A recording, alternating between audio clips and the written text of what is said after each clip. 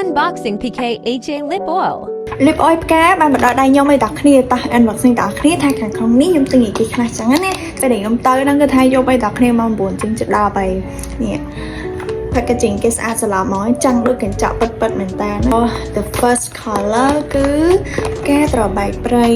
គេមាន free taste ចាជាមួយណាផ្កាមលីអូខ្សួតស្លាប់មកណា last one is ផ្ការំយោលអ្នកគ្នាចាស្អាតខ្លាំងមែនតើមក packaging គេឡើង premium ហ្មងនេះគឺជា look oil ផ្កាដែលខ្ញុំបានទិញមកតគ្នា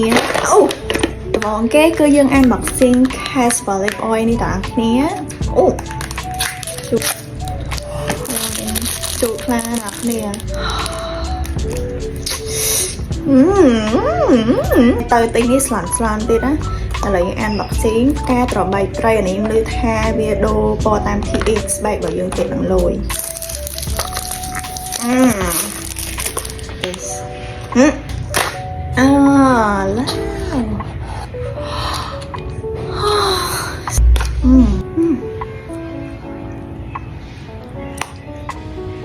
អូលោកអាខាងក្រាគេនេះវាចង់ចេញពណ៌របៀបតបែកព្រៃមែនតើណាចាំតិចទៀតចាំលេបអានមកឥឡូវយើង unboxing ទៅអស់សិនកែរំយោអូស្មែកដល់អត់មានទេចាអត់មានទៀតហើយយោនេះចាញ់ចាំងស្លាប់ក៏ដោយណា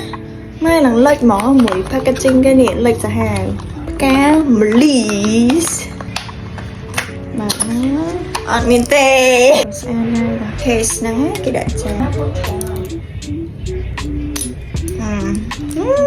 ខ្ជូដែរជូតក្រានចាញ់ដើម្បីលាបអូស្រឡាញ់អាលូជ្រឹកហ្នឹងម៉េះបលាក់គ្រឿងនេះវាចិត្តខូចមែន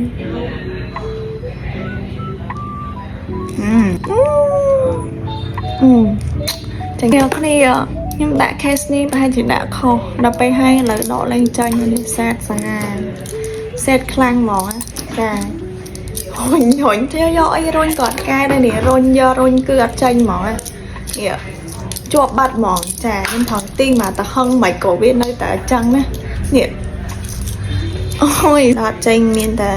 លាបអញ្ចឹងចា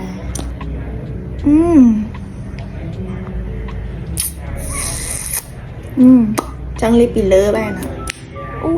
លឺផ្លិចជូនមកពណ៌នេះចេញពណ៌ស្អាតOh my god